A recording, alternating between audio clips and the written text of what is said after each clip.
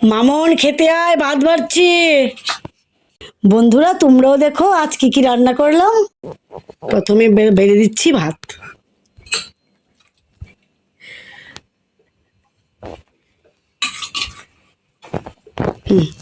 তারপর দিচ্ছি আলু দিয়ে ডিম দিয়ে একটু ঝুরি ভাজা করেছি, তারপর খারকন পাতার বাটা, তারপর দিয়েছি ডাল, মসুর ডাল করেছি, তারপর দিচ্ছি মাংস,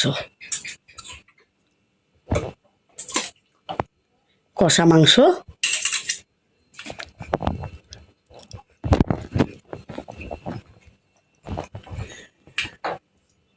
তারপর আমের টক। প্রচণ্ড গরম তাই একটা টক এখন সবসময় থাকে, তারপর জল, লেবু। আজকে এতটুকু পর্যন্তই করেছি। কেমন হয়েছে লাইক করবে, শেয়ার করবে, কমেন্ট করবে। টাটা।